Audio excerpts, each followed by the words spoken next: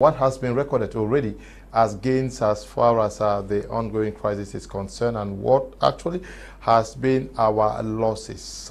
How ready are we to continue making these gains or making recording these losses is going to be the focus for tonight's edition of Prime Hour, an edition that is going to be animated by seasoned panelists in the domain. We are in the company of Maitre Ndive Lisinge. He is the leader of the British Cameroon National Party based out there in the UK, but he's live with us in the studio with us for the very first time on Prime Live. We're glad to have you, Maitre. Good evening, Mr. Kum. Good evening, the other member of the panel. It's a pleasure for me to be on your program, and as a program that promotes Anglophones to come and debate on topical issue, it's something that I've been following up, and I'm happy that today I sit here to exchange opinions with fellow panelists and the people who will be viewing this program, televiewers, and it's my pleasure. I send one greetings to the people of Cameroon. I always say it's good for us to talk and talk with love, happiness, not hatred, because it's very important in our society to understand that difference of opinion is very important and it's constitutional. Once more, thank you, and my greetings to the beautiful people of the Cameroons. We also are in the company of Jarvis, who is seated by me here. Good evening, Jarvis. We're glad to have you on Prime Hour this evening. Good evening, Mr. Kum. Good evening to Maitre Ndive. Good evening to the peace-loving people of the Northwest and the Southwest region, and a special good evening to our political stakeholders who are struggling to make sure that they contribute their own quota in ensuring that Cameroon move up into meeting the objective land of promise that worth no tongue can tell. As we deliberate on today's program, I would like to center my own discourse on O Cameroon, Cradle of Our Fathers. We are also in the company of Paddy Asanga, who is going to be coming in from Hamburg in Germany. Good evening, Paddy. We're glad to have you once again. Yes, good evening, Leo. Good evening, Leo, one of the finest of Anglophone journalists. And I am happy that my friend, Maitre Lisinge, is with you in the studio. I hope to meet him home when I will be coming very soon, because home is home. There's nothing like home. I also want to congratulate Jarvis, the young journalist that I know, I've met on several occasions, people who have had progressive minds. You see the way I'm dressed today because we are just coming last weekend. We were in Berlin to search for Ngonso, to make sure that the Germans restitute and give us back Ngonso with the fund of so, who is currently in Stuttgart. That is some of the fight that we are fighting.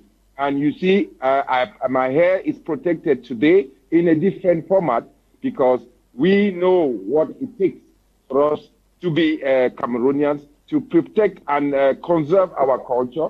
That's why I'm here. And each time I get your invitation, I would honor you respectfully.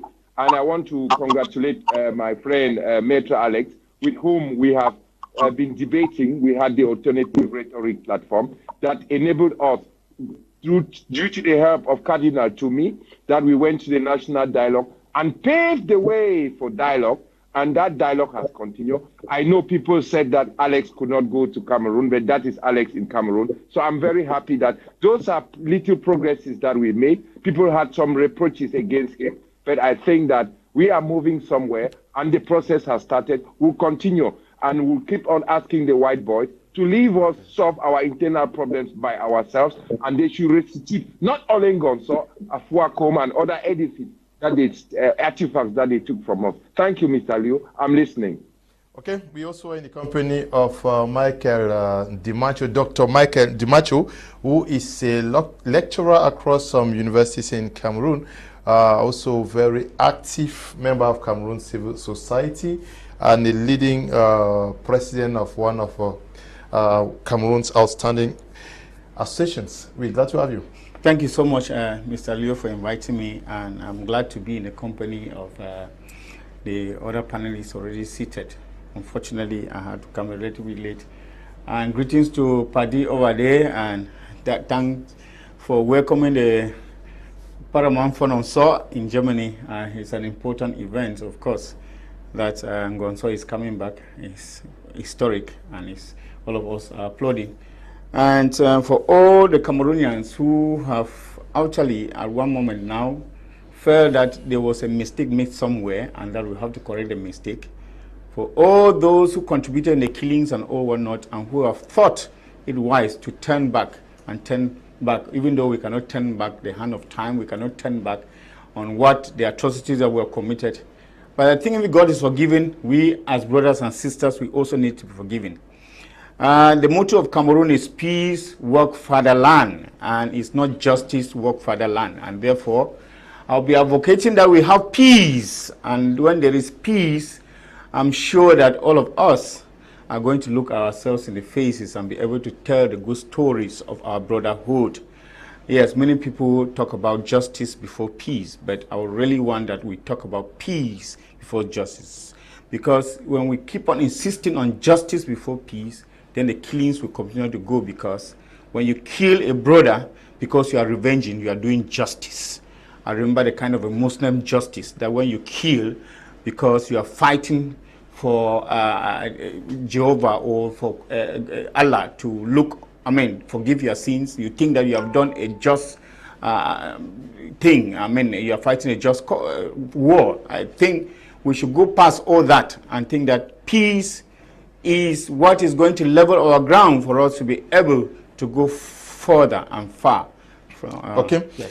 Good evening to you, Gonza Wilson and Mark Amos, Andy, Kudian Crossland, Godwill. Good evening to all of you watching us through our Facebook handle.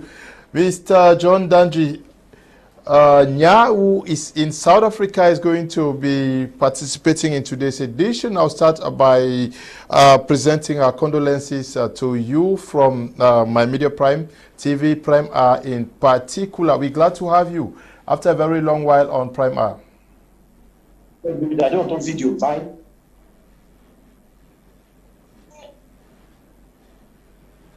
Hello. Good evening, everybody back home, and thank you for inviting me today again on your Media Prime, Mr. Leo. It's a great pleasure to always be with you and talk.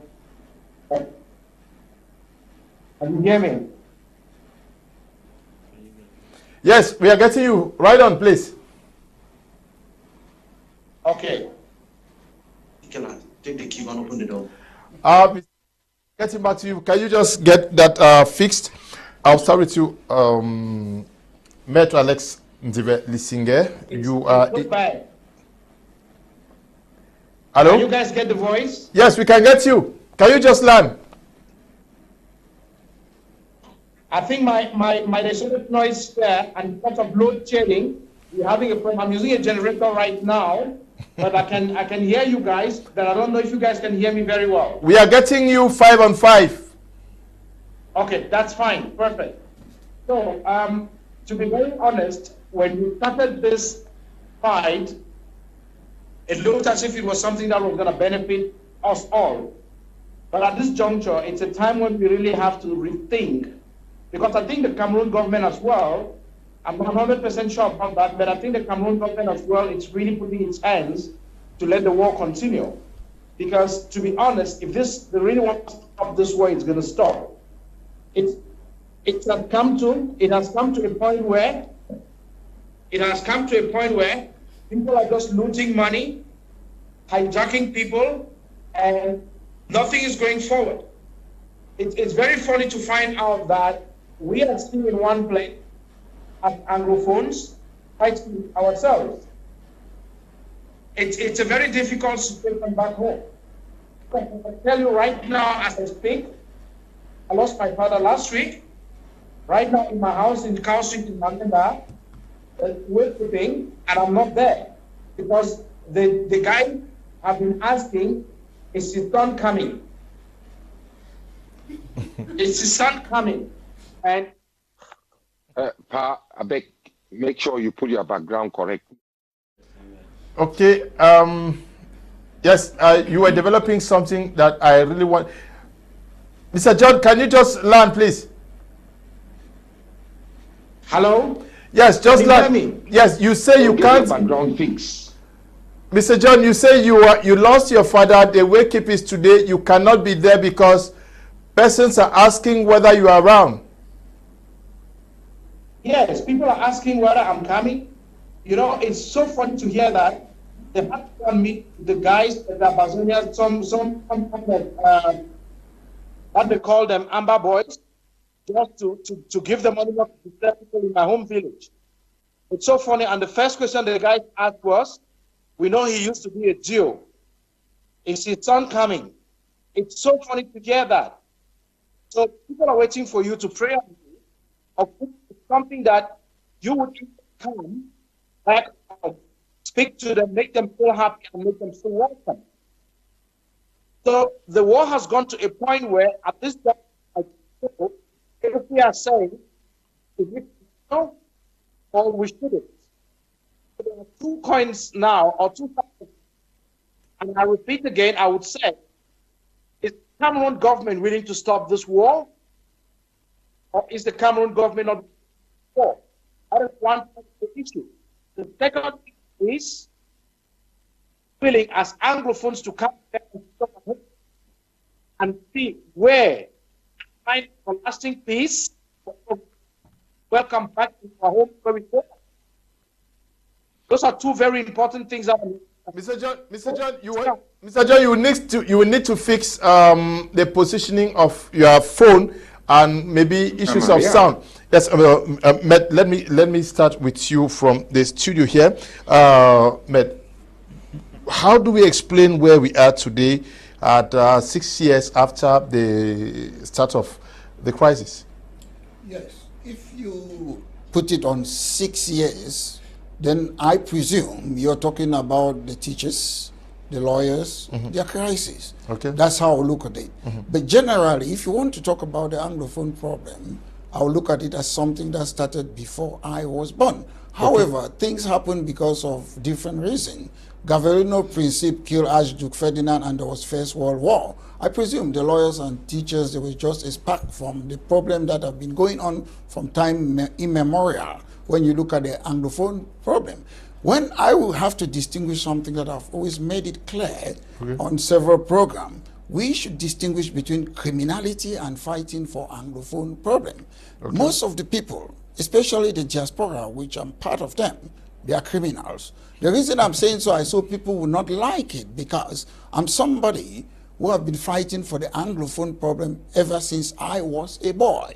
We walked from CPC Bali, we came to stop the schools because we wanted to tell Minister René Zengele, don't join our Anglophone educational system with the French system. That was fighting for Anglophone problem. We fought for the GCE board without killing people. That was fighting for Anglophone problem. But when people go about kidnapping people, raping women, asking for ransom, disturbing people, as one of the panelists said that he could not, they were asking if he's coming for the father's funeral. I will say it on your program, they are criminals. I will say it, I will not mince word. But we have an Anglophone problem. And the Anglophone problem, it's a political problem. And we need a political solution. When I look at my Francophone brothers, I admire them. Do you know why? They have created political parties to solve the problem. You have Kabaya Libre, a young man, Kamto, my lecturer, Bello Buba, Chiruma, you have Jean Didier Momo, you have the CPD and Paul Bia, but we Anglophones, we go about lecturing. Look, they gave us something they call special status. I'm not happy. But what happened? After the special status, because we lecture on social media, most of us, we don't have political party who could not contest that election, so the CPDM have got all the regional assembly. We should make sure, distinguish lecturing and putting ourselves in a political position that those who are fighting for federalism today, if they say this is the federalism, do you want appointment? Do you have a political party to stand as candidate? Listen, there's a difference between an activist, somebody who is in a pressure group, and a politician. I have been that activist for more than 30 years, and now the mistake I've realized, each time we fight for multipartyism, we are activists, The people who used to say, Dimabola, we don't want it, they get in there. So if you are that pilot, you should be the one to pilot the plane. If you are that driver, you should be the one to drive that vehicle. So I don't want to stand today. I say I want equal status of federalism. Then everybody who is there are the CPDM. So my brothers Anglophones, when you sit, you lecture on social media, you want federalism. If they say, oh, you take it today, what happens? Are you waiting for appointment? Are you ready for election? British Cameroon National Party is ready to stand for election. The mistake we have always made, when we advocate for something, we allow the people who don't believe in those our opinion to run the show. That's why we have been having problems. And I've realized now that politics is good, because as an activist, what do you want? Social and political change. You don't want to stand for election. As a politician, what do you want? You want social and political change, but you want to stand for election. That is the difference. And I'm calling on my brothers who are Anglophones to know, if you want to lecture, it's good to lecture. Kamto used to lecture. He lectured me in Guakele Dwa Administrative Approfondi. He realized that I want to do politics. My lecturers like Dr. Munzu, Carson Anyangwe, they are still lecturing. Come and do politics, my dear brothers. Okay, now, but you did not tell us why we are still where we are. 6 years after you took us back, you said this the Anglophone problem has been existing even before you were born, and you also told us that during your secondary school days, you were very active in fighting for the rights of Anglophones. But Dr. Michael, can we understand why we have not been able to solve this problem 6 years on? Yes, we can understand, Mr. Leo, because at one moment we got confused on what I'll tell you what we wanted. Either it is a strategy that was wrong, or the motive for which we really wanted what we wanted. If I told we wanted really something, because 6 years down the line, I've realized we didn't want anything. Because if we wanted something, we would have used a method. And actually, a strategic method to get what we wanted. Now, I have an impression that some people just wanted to make money as they are making now. There was a good idea. Talked about, yes, 2016 was just a trigger. This is something that started along. But we know of the fathers of this fight that we have, that even started in the 1960s. We know about that how it started.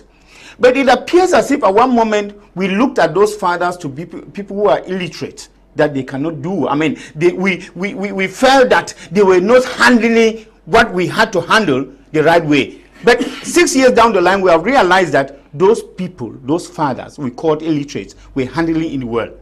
Because some people came with that kind of energy, and they felt that you had to use maybe the gun, and instead the pen that people were using to get what we have already gotten, even through the pen. And people thought you are going now to use the gun to get it. And where has the gun led us to? Remember, since 2016, it has been one killing to another, killing and killing and killing. I mean, we can enumerate what we had through after advocacy, when we actually came together as an Anglophone community and we cried aloud for what we wanted, and it came. You can talk about the GC board, you can talk about, the universal board, you can talk about so many other things, which of course many people are ignorant to. But we got those things and we didn't use the gun. But some people thought that they could use the young blood that they had, and that is where I think that some people saw a mirage. Some people saw something somewhere and they think didn't exist. And they actually came up. And you realize that at one moment, the fight couldn't continue at all, because from the very beginning of the fight, we killed it. We actually killed it when we started spilling blood. You killed the very people that you stood for to defend. How could that happen?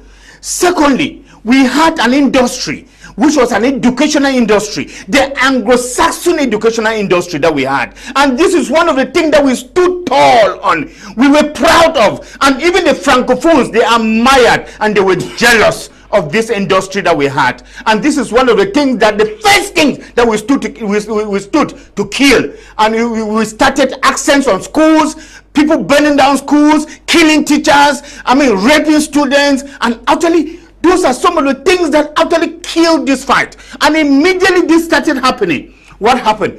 The Anglophone elite turned their back on this, and the worst started happening. Now, there was now confusion in the house.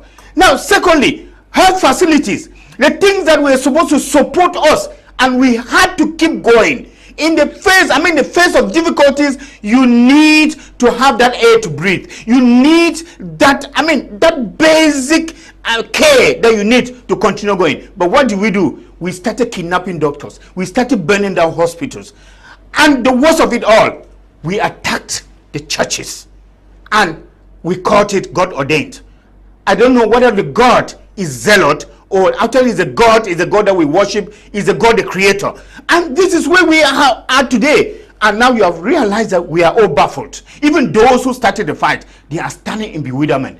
They are just baffled. They are looking at others who have come and hijacked the issue. And that is what I'm saying, that they are thugs. Somebody condemned me the other day and said, don't use harsh words. But I said, I will use harsh words because those who stood for the Anglophone problem, right up to today that I condemn what is happening, I still believe that Anglophones, they have a problem that needs to be solved. But the strategy to solve the problem is where we are failing. That is the point. And I'm saying that those who have come to hijack these things are thugs, they are thieves, they are robbers.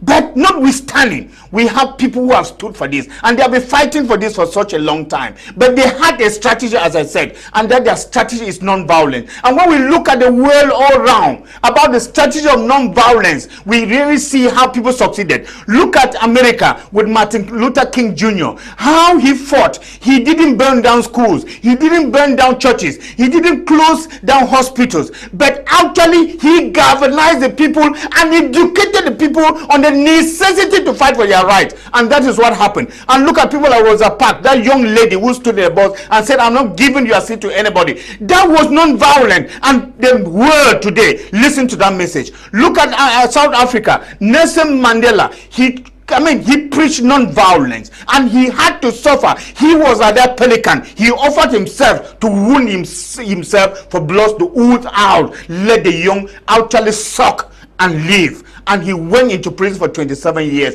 And what happened to South Africa? Even though today he is not very much my icon, but something happened because actually he gave the people the political independence and refused them economic independence. But that was something. And this is where we can start from. And you are asking, 6 down the line, where are we? And we'll tell you that we are in a mire where escape is chimerical.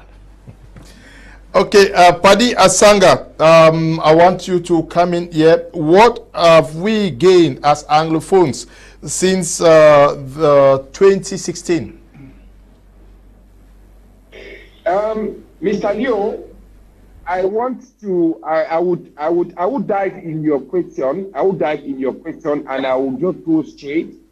As you have opened the Pandora box, I will get into it.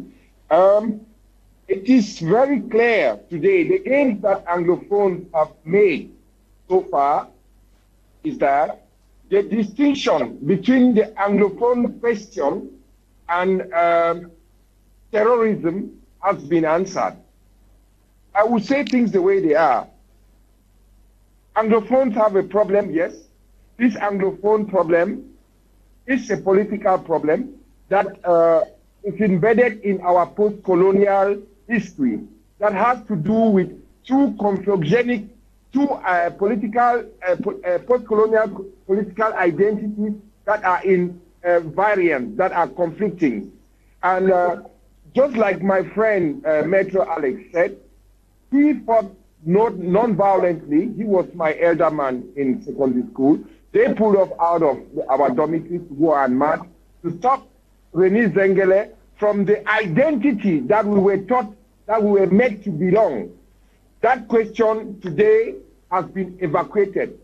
There have always been people since the 1960s who thought that they should pick up arms, and but they were preparing to break omelets without, or to prepare omelets without breaking eggs. Now, We have seen the eggs that have been broken. And the eggs that have been broken are not the eggs of those people who have been advocating for what they believe in. So the losses is a generation of unemployed that are being killed on daily basis, who have had no political conviction, who have never been a militant of any political party, who just popped up, who were released from prisons. And when I was talking to one of the Ambazonian leaders today before I came to your program, he said, yes, those banga smokers who have been killing people, he even said it on TV, that you are thieves, you rape girls, and so on. You went to Nyah, he called them names, you have turned yourself to petty thugs and thieves. That's what they were telling me when I was speaking to them before, when I was preparing to come to your program. Those are some of the gains. According to him, those are gains because these people have been taken out of our community. He said that some of the gains of what the Ambazonian have provided to us is that they have cleansed our streets from thieves, criminals who were released from prison, and instead of following the Code of Geneva, I don't know if he was on the ground to teach them the Code of Geneva, they went and were kidnapping people, and now they are out of our streets.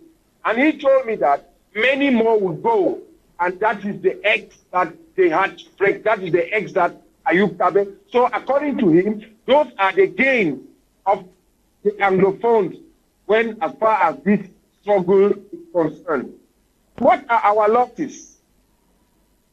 If you want me to talk about that, I'll develop on that. And I'll be very surgical also. Our losses is that the Anglophone identity is being diluted. It has been diluted. Our people have moved from their typical Anglo-Saxon culture to the Francophonized culture. That is to say, there are many schools. There is a proliferation, a conglomerate of schools which were based in the Northwest and Southwest region, which was the industry of these two regions. They have now moved to the south, to the 8 other regions of Cameroon.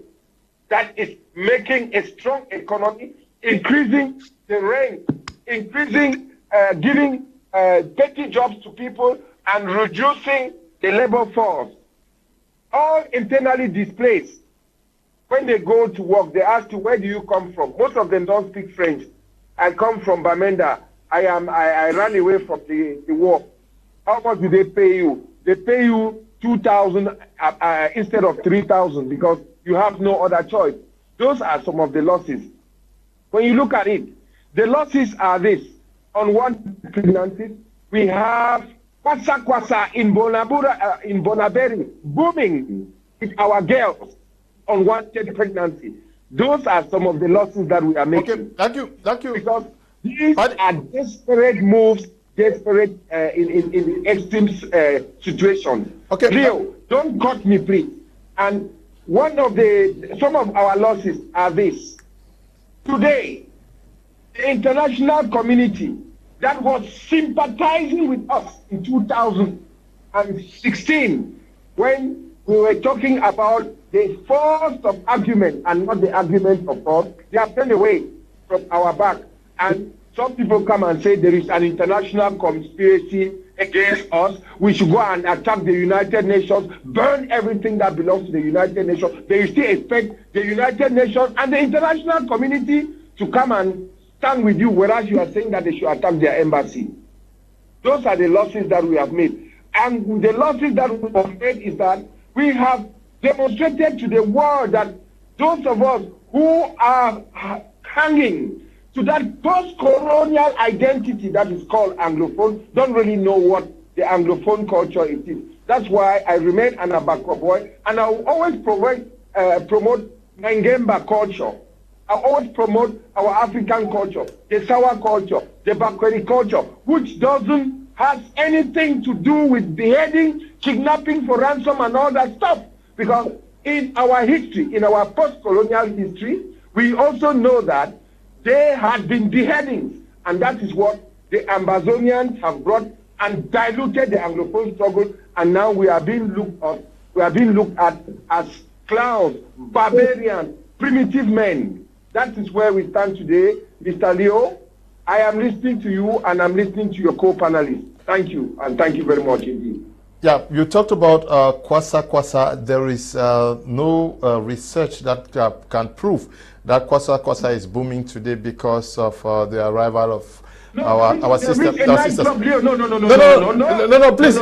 There is a nightclub in Bonabel. I know. No. Leo, I am very versed in what I'm saying. I don't come here and say things without verifying.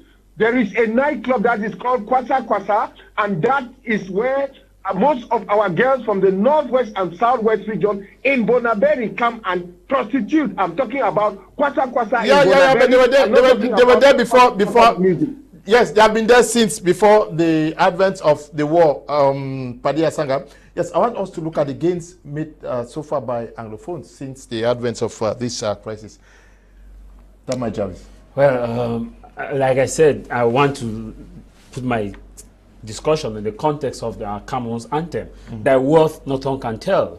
The worth of Cameroon, that we see the worth no tongue can tell, was the worth of that love for your brothers and sisters, the love for your nation, the love for social and economic justice. And where we are today in the northwest and southwest region, as compared to where we were prior to 2016, we cannot for sure say that the gains are more than the losses, because we've actually made some progress, but if you put on scale, you discover that we have actually regressed 10 times as we were progressing prior to 2015.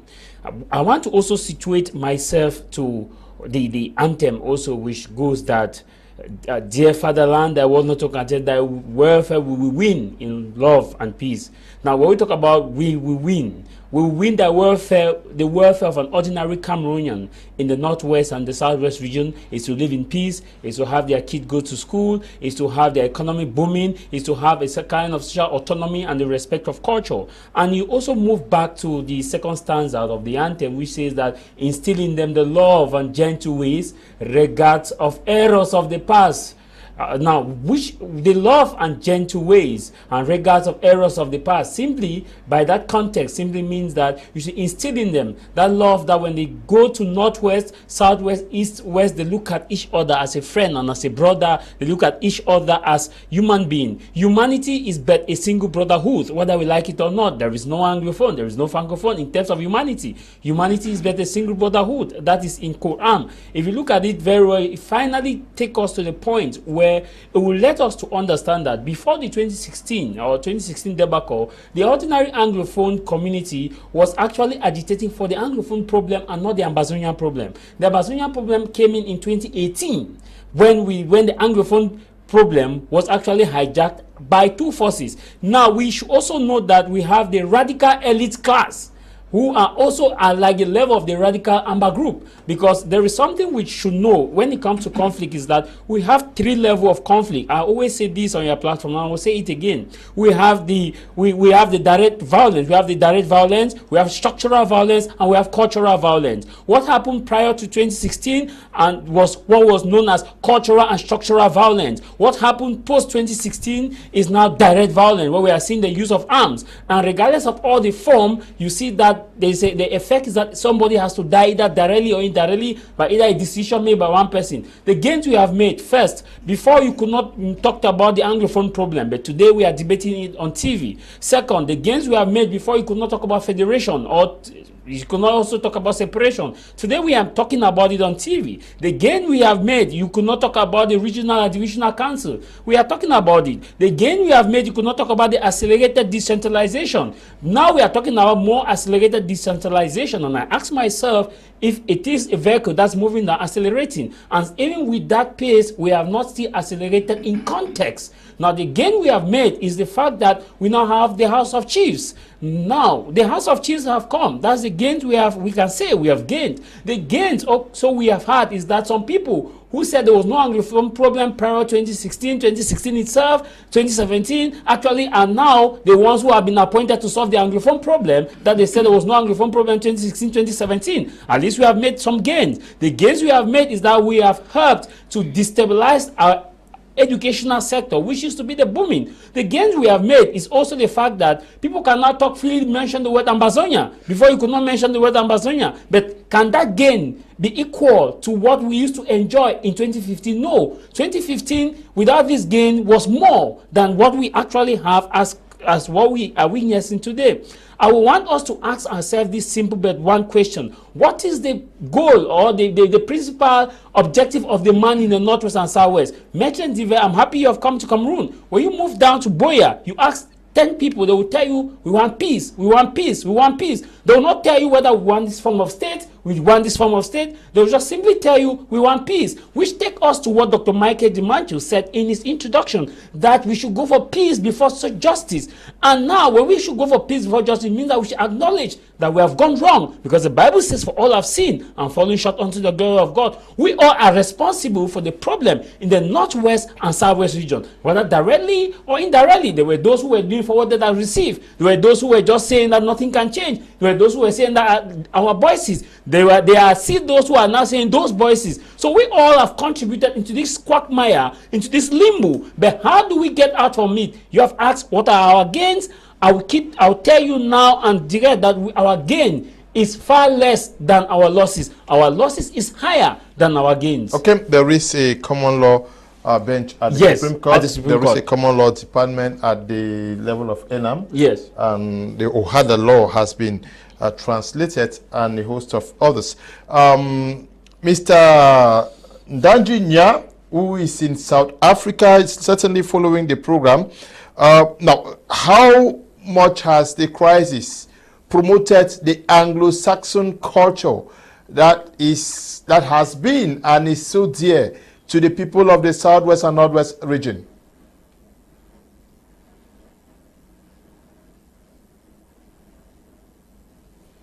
Okay. There is one thing that we have to really think of and see how we can move forward. Like Mr. Paddy Asanga right said, that have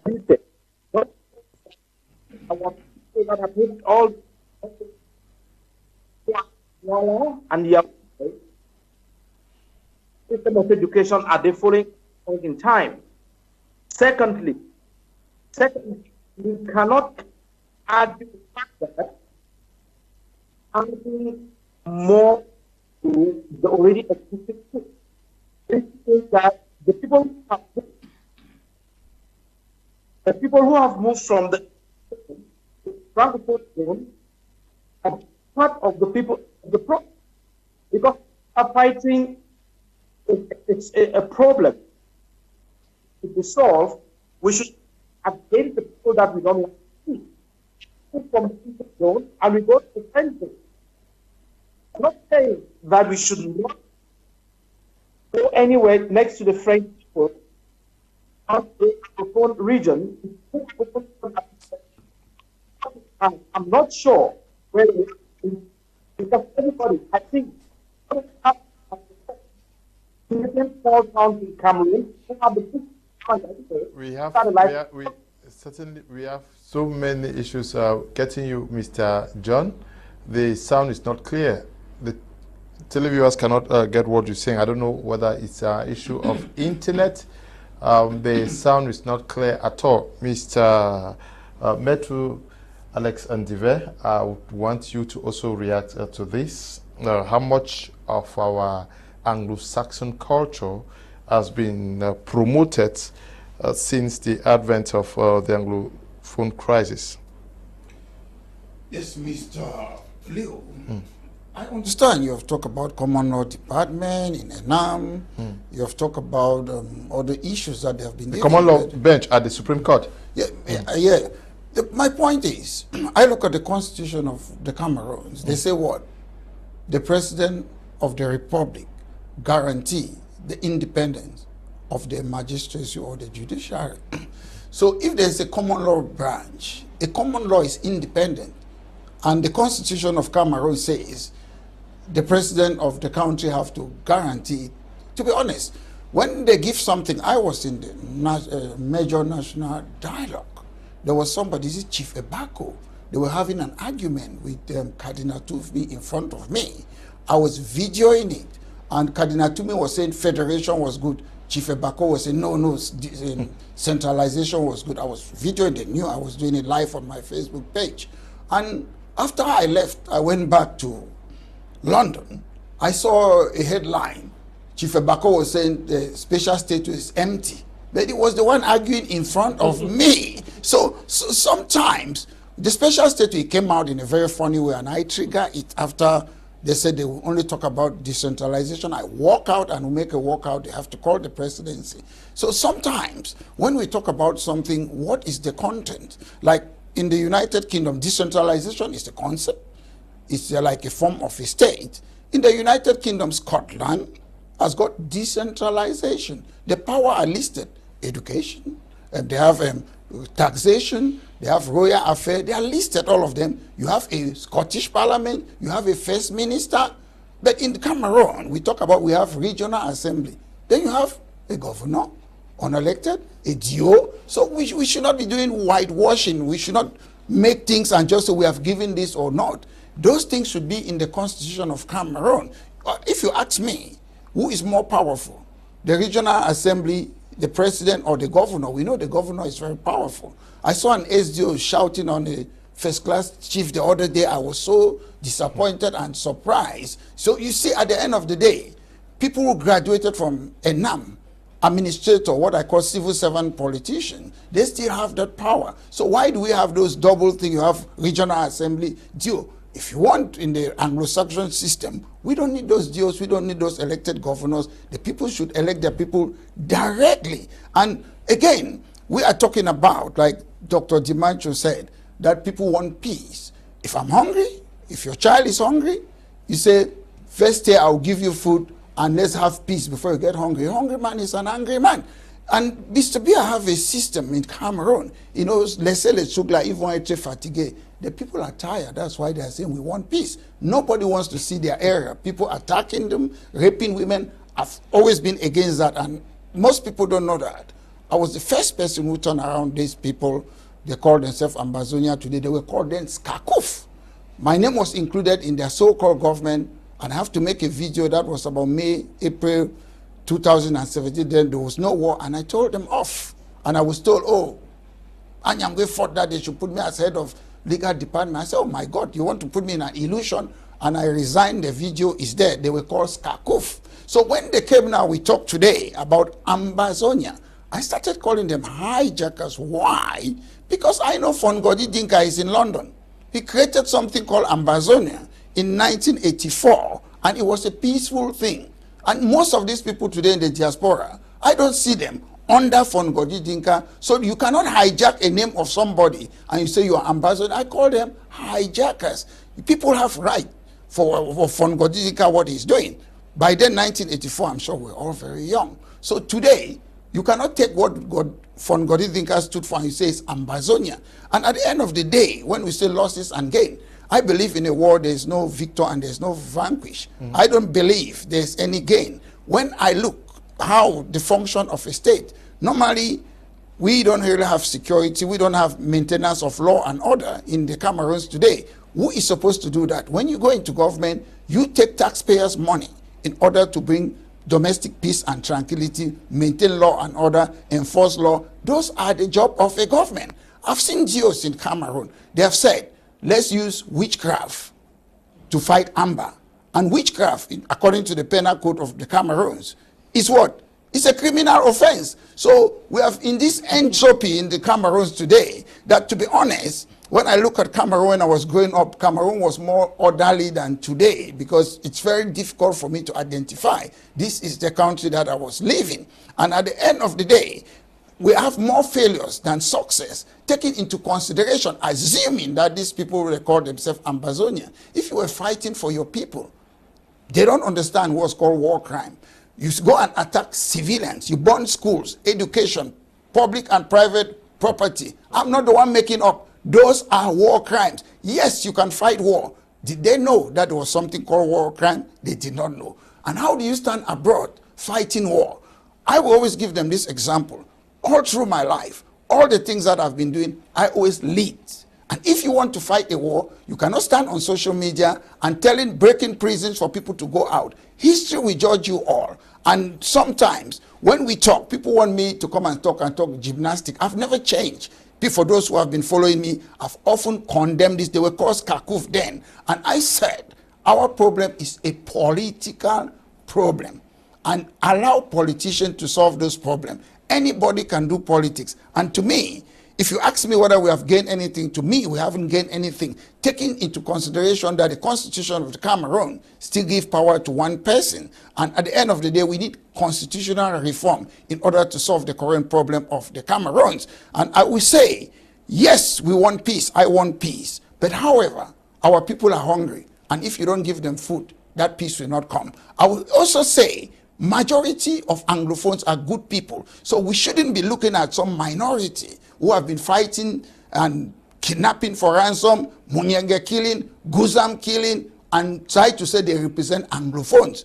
I will always make it on this platform too. Anglophones, they are not a political party. We have different people with different political opinion in the Anglophone area. That's why in most countries all over the world, which have similar problem like us. In Quebec, there is a means to solve this type of problem, English, French. In Catalonia, there is a means. In the Flemish, in Belgium, there is a means. And all other countries, in Hawaii, in America, we have similar problem. But the problem is, has the government, are they ready to give back some of those power to the people? They have been in power for that long, so it's very difficult for them to give power. I try to put myself into the shoes of the government, and I put myself in the other side opposition. And when people stay in power, it's very difficult to remove them. Sometimes we might say maybe na caterpillar go can move them for the.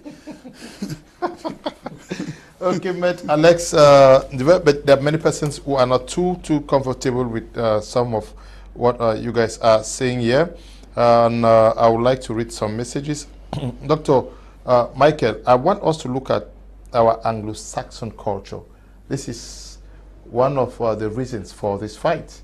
We want to protect 6 years. How much promotion have we done of this culture that is so dear, described by so many as unique? I really think that all of us are nostalgic, really. And I'm one of those people that when I look back with anger about what has just really happened to us, and begin to ask ourselves questions. Let me start from the part of how families have been fragmented, village associations have been shattered. You know, we grew up to know about what we call the self-help. This is a culture that even self-reliance and development. Yeah. This is an issue that the Francophones have never known. You know, with the Francophones, I mean, I was talking with somebody the other day, and I said, okay, my village association, we are building a very, very mighty community hall in my village, and his contribution from the village. And he was looking at me, and he was like surprised, because all of them, they depend on the government to do things in their own respective places. And you see, when we are today, you know, some of us who were so linked to this kind of, you know, village kind of social cohesion and whatsoever, we look back, and the fact that today many people cannot go back to their villages to gather and be able to bring about this development, it X. You know, it X. Most of these village associations have been holding out of the villages for about 6, 5, 4, 3, 2 years. And people cannot go back to commune the way they used to do. This is, I mean, this was a kind of, I would call it a delicacy, an Anglophone delicacy. We used to gather to commune as brothers and sisters. And you remember the famous phenomenon of the end of year December, when it was used to come, everybody was like, I am planning to be in the village at this particular time. But now, it is all an image of itself. And you see, some of those things are happening. Talking about even families. Families have been fragmented. You know, now you barely trust your own brother or your sister, because people have used this war to settle scores.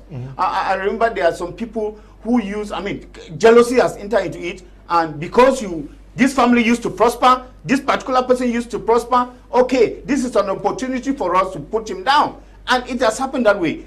Now, lately, about 2-3 months ago, I mean, that my media prime actually assisted when we were trying to talk about the issue of the CDC.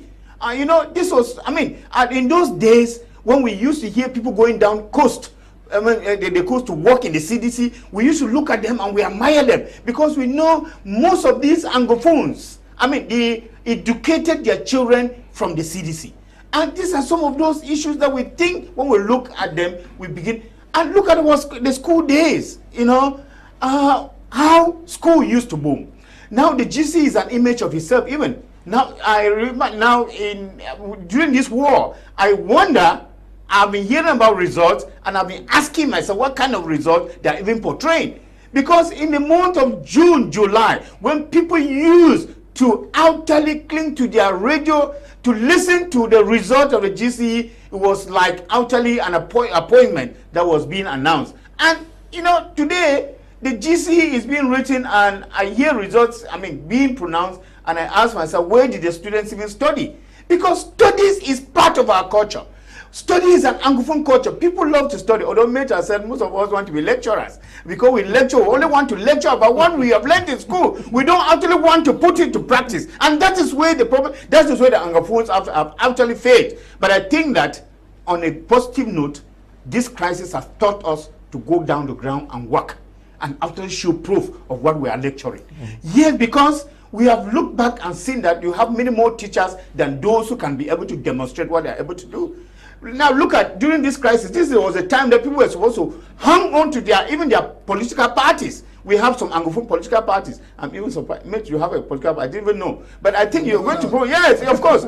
Yeah, this was a time that Anglophones were supposed to say, okay, this is a time that we are going to support the Anglophone party because we have grievances. But because of laziness, because we want to be lecturers, we go on Facebook, on social media to preach how Ambazonia or how liberation is usually done. And you are preaching where? You are preaching in America, you are preaching in London, you are preaching in, I mean, and this is actually what is happening. So I think when we look back, we really look back in anger and we are very, very nostalgic about how things used to happen. But that notwithstanding, I think that this crisis has also taught us about one thing, because it has helped us to, to see how the Francophone community can, they live, they have shown us solidarity. That is a fact. Because I have come to realize that, unlike what other people think, it is not a Francophone-Anglophone crisis. It is actually an Anglophone, it's a Cameroon crisis. Because if it was a Francophone-Anglophone crisis, we wouldn't have had this Francophone receiving these IDPs that we have in Yaoundé, Douala, Bafoussam, all these places. So it has helped us to live even much more together. This, on a positive note, is an advantage that we have had, that we have seen that we can even be able to live together. Because all these 6 years, we have not had major issues. I want us to talk about Anglophone unity. How more united are Anglophones because of this crisis, Tamnjong? No, I think Paddy Asanga should come in. Paddy, you have been following us. Yes, are we more united as Anglophones today because of the crisis? Leo, I will be very frank. I will be very frank, and I will tell you things the way they are, because I have been at all fronts. And you remember, and I guess you must have listened to the audio that went viral from Dr. Simon Monzo, and you know His Eminence Cardinal to me. You know the calls of John Fundi. You know the calls of Akeremuna. You know the calls of Ayapol, who were trying to organize and bring Anglophones together at the verge of the crisis, so that we should have documents talking, because the mantra was the force of argument, and we would have put our arguments together to identify ourselves as a political entity within Cameroon, not as a culture. Because I don't think that I belong to the Anglophone culture. It's not my culture. I am Gemba. Just to evacuate that question. But what I want to make, the point I want to make here is this. We Anglophones as a political entity, everybody thinks about his or herself. And since 1961, we have, as of date, about 10 different factions who have been going to the United Nations to tell the United Nations that we are in charge, we want to get independence, we want to do left, right, center. And today, it has resolved to killings, where you have factions of armed groups killing not only themselves, but kidnapping people for ransom and settling scores. That's where we stand today.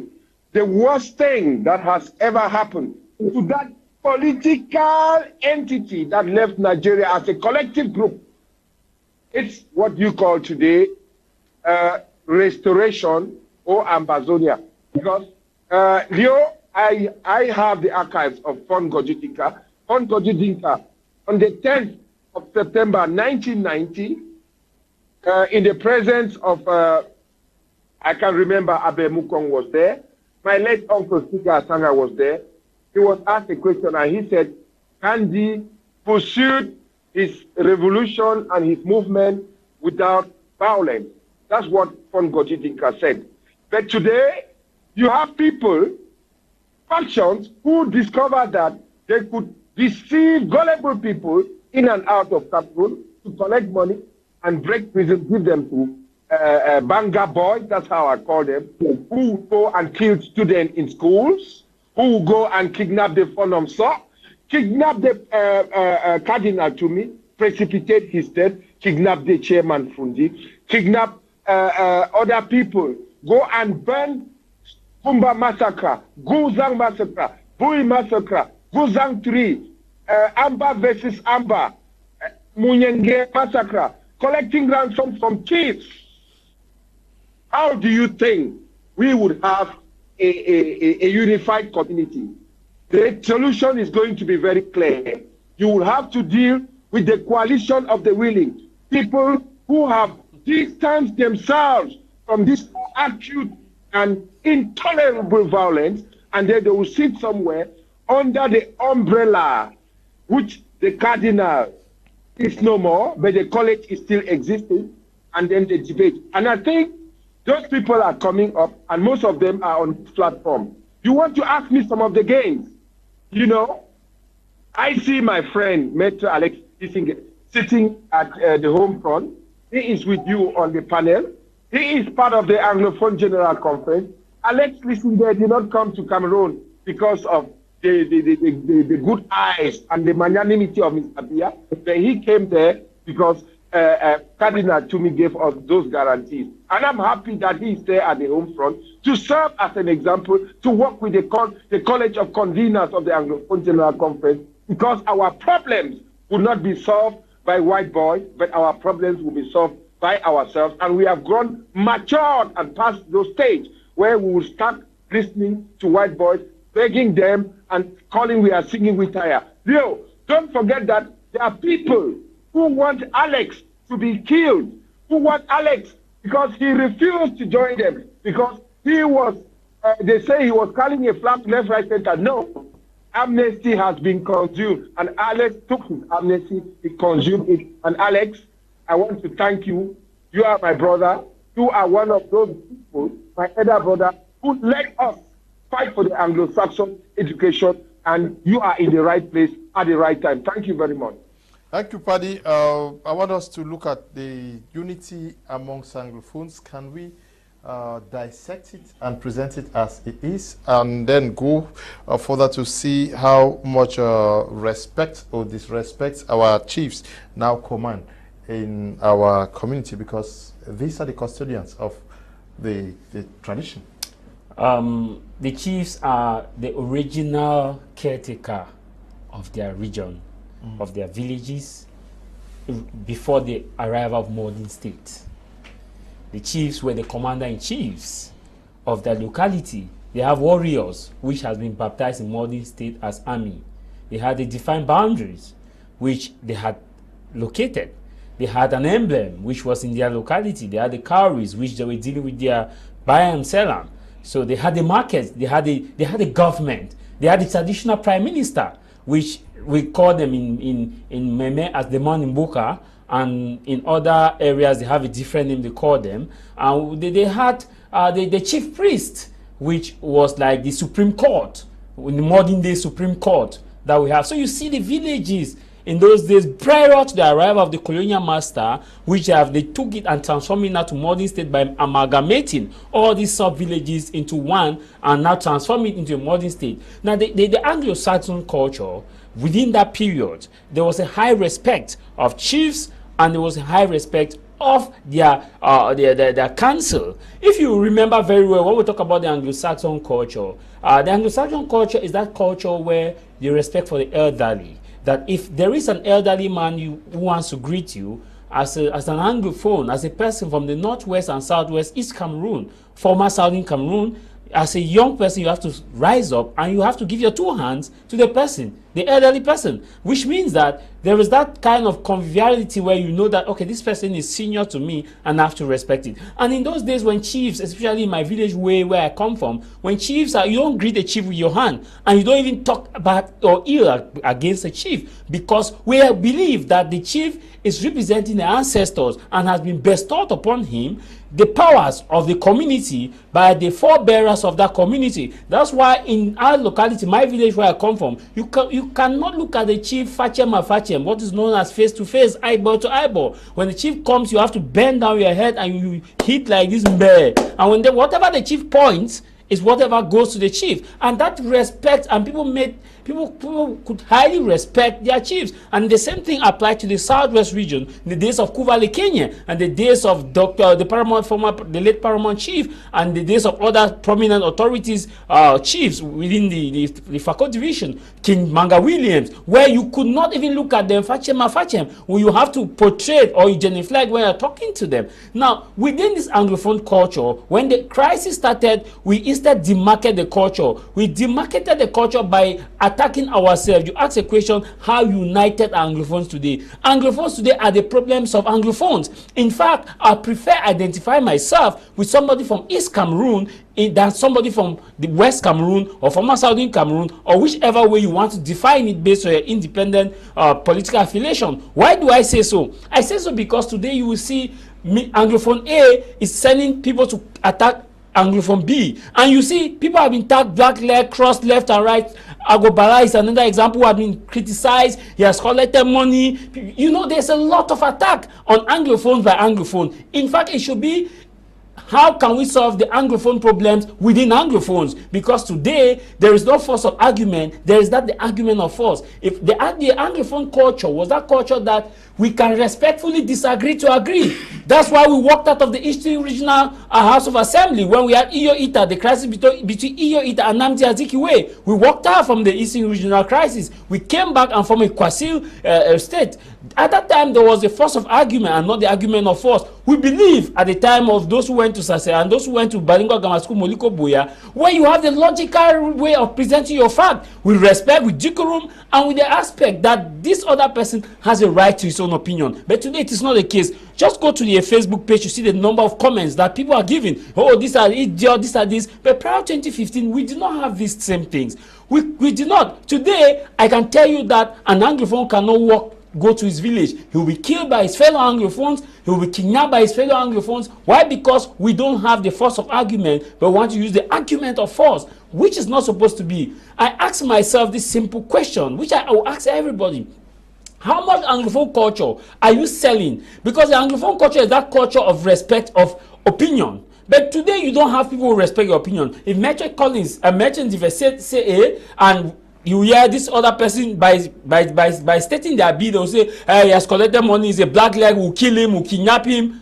Is that the Anglo-Saxon culture? No. The Anglo-Saxon culture simply means, I want decentralization. You want two-state federation. You want confederation. Let us sit and have this argument. Tell me why you want confederation and tell me why you want decentralization. The bottom line, why we have more division in Anglophone than we have ever had before, is because of personalism. Personalism is a concept I brought when the Anglophone crisis started. When I observe a trend, I took it from patriotism. Patriotism is that sense of belonging where you do things to benefit the nation, to respect the territorial integrity of the nation, and to promote the values of a nation. Now, personalism is that attitude, that attribute where you do things portraying to the public that you are fighting for the general good, of which in essence you are fighting for your private interest. That's why I say personalism. And if you look at this context, the diasporans have been highly personalizing under the context of we are liberating our homeland. But when the money comes for GoFundMe, how do they use it? Personalism. When you see those who will say there's no Anglophone crisis, there's no Anglophone problem, today they have been appointed to solve the Anglophone problem. How do they make use of it? Personalism. The money they have, they are doing it personally under the guise that we are solving the Anglophone problem. You look at reconstruction plan.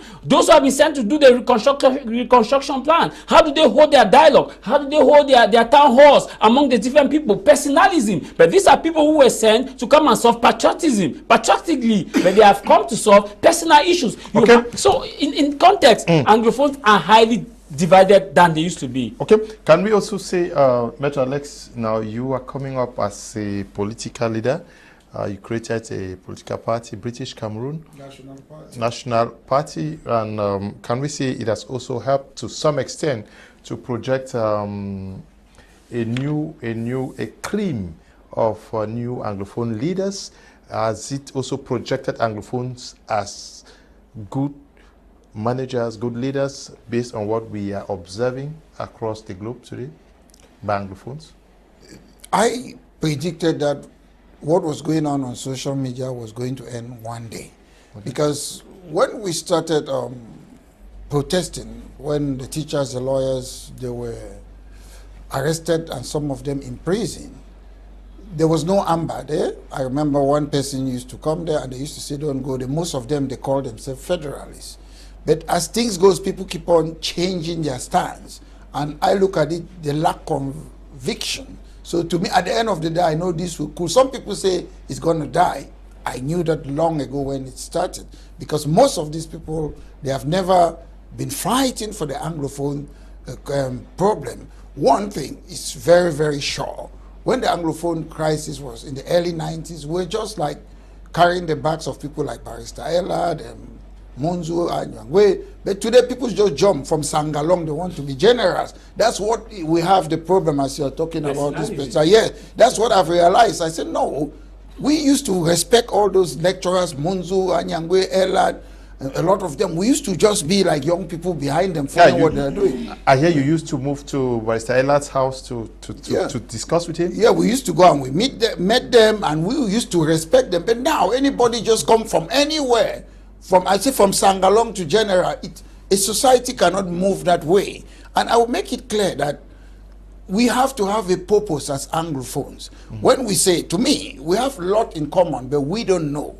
When we come in educational system, that's what we have in common. The legal system, that's what we have in common. When it comes to our culture and our tradition, which that's what we have in common. But when we are just fighting like anyone is going to different direction, we don't know. We have a lot in common than what divides us. And there's somebody who is trying to divide us when it comes to, Southwest, Northwest. I look at these are geographical location. I'm not Northwest, I'm not Southwest. They are geographical location. There's Northwest and Southwest in America. There's Northwest and Southwest in Europe, in South Africa. But they don't talk about it. They identify themselves. I'm Zulu, I'm Xhosa, and with their tribes. And why I'm saying this is because, yes, we have this culture. Unfortunately, I keep on saying that our country, they never consulted us as Cameroonians before they created that country. Some people came to do their slave plantation, sugar plantation, then they call it Rio dos Cameros. Then people say reunification. So do you want to reunify us for slave plantation? We were not existing. We existed, we came together.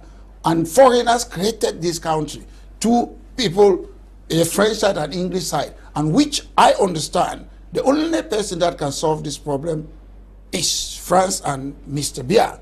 The problem is in their hands. We can stand and be shouting and say what we ever want to say. For me, the problem is more institutional problem. It's not about as Anglophones or even in our house. We will never be united in the same house. Sometimes they will cook okra, somebody wants to eat ekwang. That's how human beings are. So let's not try and look at this thing in an individualistic point of view. Let's look It is about institution. It's about a NAM that was created in France in 1945. And instead of allowing the English part to do what the institution that they got from France, they are trying to do what General Charles de Gaulle created. They translated to NASLA.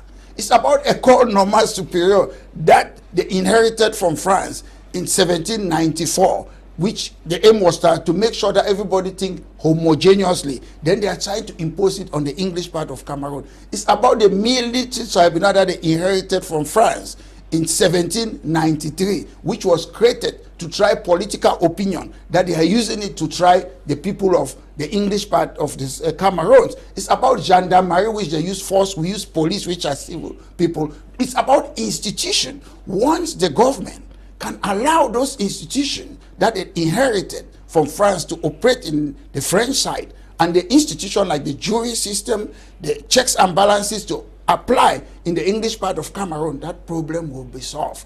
That is the solution. The government of the Cameroon knows that solution. But the problem is, if they do that, they will lose power. Do they want to lose power? I don't think so. Anglophones have only gained space on social media, nothing to show on the ground. Second, people should stop equating the separatist fighters to the regular army. Eswa Julius Fosun, writing from Kumba. How can one join Maitre Ndive's party in Cameroon? Any link? Should I send you a number to him? Yeah. Okay. Eswa Fosun in Kumba, I'll send you Maitre's number so that you can get to him to find out how to join his party. Good evening, Mr. Liu. Just watching at the Anglophones on the panel tonight, including Paddy Asanga abroad, and imagining if these were the people sent to the northwest and southwest for the appeasements in arms, for example, to set pace for dialogue. Okay, Mr. Liu, let's be honest. Are these gentlemen funding this crisis or are actually proposing solutions? And Mr. Harris, writing from Boya. Good evening to you, Mr. Harris.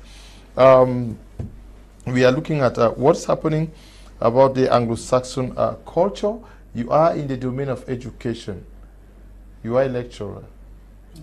Yes. What can you say about the Anglo-Saxon system of education today? Well, you know, one of the main causes of this crisis, what triggered this crisis in 2016, was the fact that students have all along complained that they deployed Anglophone teachers to teach them in the subsystem of education that we have in the northwest and southwest region. And, you know, that was like distorting the system that we had. As I said, the Anglophone system of education was one of the most revered thing that we had as Anglophones. Because when you have names like the Sacred Hearts, you have things like the St. Augustine's, the Seat of Wisdom, all those places, those were places that even the Francophone ministers, if you didn't send your child to some of these schools, then you were not that minister. I mean, you were not that person in the society that could be regarded.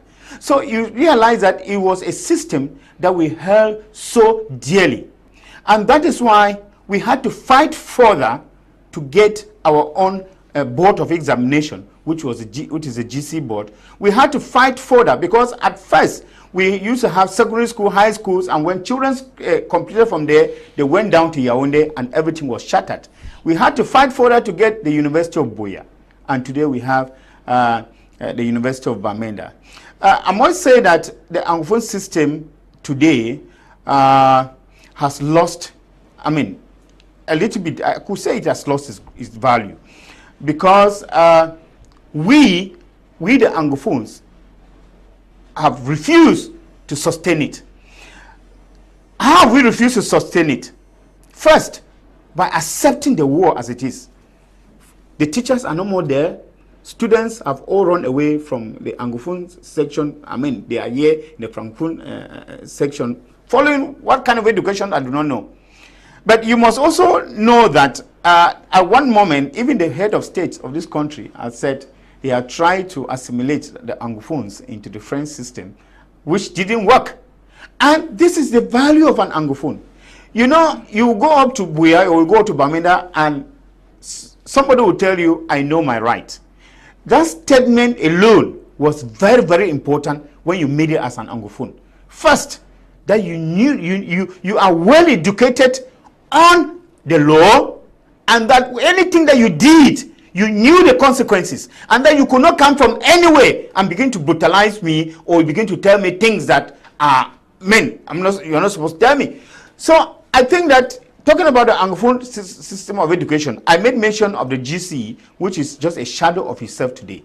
You realize that students in the Northwest and Southwest region, they don't go to school now for up to maybe 6 months or 7 months. And at the end of it all, you find them writing GCs, and you hear people having 10 papers, 11 papers in the ordinary level. You hear other people having 5 papers in the advanced level. And then you ask yourself, where did they study to have all this? Remember in our days, you had to actually study and light the midnight candle to study to be able to manage even 4 papers on 5 in the advanced level, or to manage 6 papers on 11 in the online level. But today, when you hear results come out, they are praising that the Southwest and the Northwest have had even a better percentage. And each year they keep on saying they have a better percentage than the previous year as this war started. Who are they fooling? It is because they are now using the Anglophone subsystem of education. They're using the examination to quell down the tension in the Anglophone region, which is not supposed to be so. Education is not supposed to be compromised. The Anglophone subsystem of education has gone down the drain. It has been shut down and has been reduced to naught. And I think that it is high time that we uphold it. Yeah, because but you cannot also say that it has been brought to naught. It has, Mr. Leo. It has. Why? I'm saying because we have a curriculum to follow. But at least there should still be something, because you wouldn't want us to believe that the teachers who are there are not doing anything. The teachers teaching. Well, okay. markers who marks and graded it. Mr. Leo, but that is true, and I accept the fact that they are markers, and for that we cannot refuse, because teachers will not teach, but they will go and mark, because they know that they are marking in a safe zone and they are working for their money. But what I'm saying is that we have had the so-called ambas haunting our brothers and sisters who are teachers. And teachers, when you have to teach as a teacher, even every other profession, you need a psychological balance. We have had teachers who don't have the psychological balance to teach our children in the North and South region. Every day you have ghost town. It is 1 week of this. This is 2 weeks of this. And children and teachers do not have the free will and the psychological balance to be able to study and go through the syllabus. How could you say that this thing has gone, the education has not gone backward? We had, and there's one way which they started assimilating us, and in the primary school we used to have 7 years. Because the Francophones, they have 6 years, they immediately, we were immediately assimilated into their system. We used to form our children. Living from primary school, at least you could stand by your own self and you do something. But today, let me tell you, a child who finishes the advanced level and has advanced level certificate, it is not about having 5 papers, Mr. Leo. Yes, we talk about having 5 papers, but we have a problem with the knowledge that the children are gaining in school. A child who has an advanced level, you put this child in the street, he doesn't know his left from right. This is what we talk about education. Okay. Education is empowering somebody to be able to stand alone and to be able to do things alone. So briefly, he talked about the fact that the education is next to zero. To me, it's a sweeping statement, because I will say this, for example, in GBHS Moya, where in 2018 you could not go, but today these classes are very effective in GBHS Moya. So we have to give these teachers who are in the Northwest and Southwest, who are struggling to make things happen, credit. Okay. Because they are sacrificing. They are sacrificing. Good evening, Mr. Liu. I'm Raymond. Guys, please kindly send me his number. I would love to join his political party. Okay, Raymond, I'll send you Dr. Alexis, Maitre Alex number, so that you can join his political party.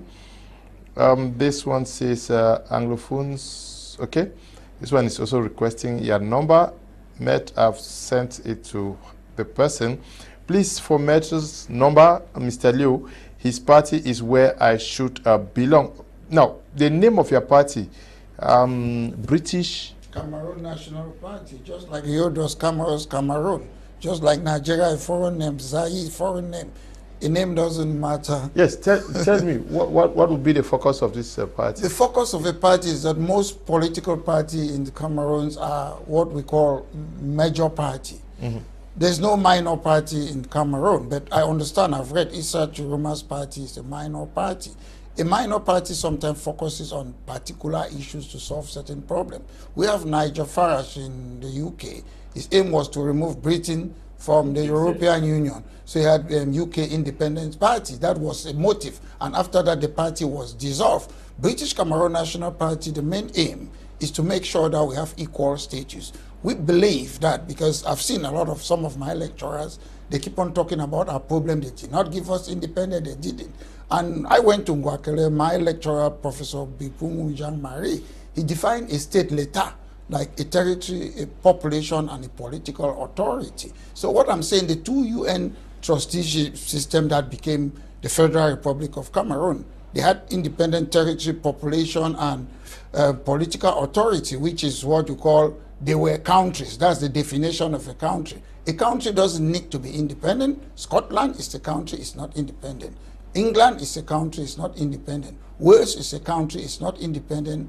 Northern Ireland is a country. So I'm saying two countries came together. We need equal status, not special status. As I'm saying, they are using the institution that they inherited from France, and they are imposing it on the English part. That's why we're having an Anglophone crisis. If we're using the institution, I'm not saying we should use English institution because they are English institution.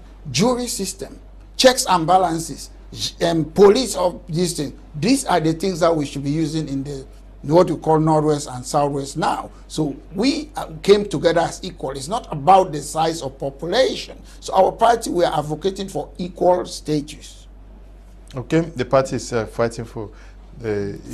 precisely, it's a minor party, not a major party. Yes. A minor party for Anglophones. Yes. Okay, so if you are asking to join his party, I wanted him to be more precise so that you know which party you are joining, and it is there to sweep all the seats. Yes, to get more parliamentary seats, to get a mandate, because most people who are fighting on social media, I will ask you, and I will still challenge them too. They will ask you, who have given you that mandate to represent us? Because we as Anglophones, the Anglophones who are CPDM, UNDP, different political leaning. So that's why I keep on saying Anglophones are not a political party. So if we have something, we can win seats. I've learned from Scotland, Catalans, you have to go, and even Northern Ireland, where they used to have IRA, they had what they call Sinn Féin. They had a political party. Some people choose to use guns. I've choose to use the political means to solve the Anglophone problem. Okay. Good evening, Mr. Leo. Please, for Maitre Alexis' number, I would like to join his party. Simplice is writing from Bafoussam. Good evening, watching from Yaoundé. The fund of Mbisa village in Donga Mantung division. I love to get in touch with the man with the party. I want to join his party. Okay, His Royal Highness. Good evening to you. Glad to note that you are watching the program. Good evening, Mr. Liu. Please, I wish to join the party.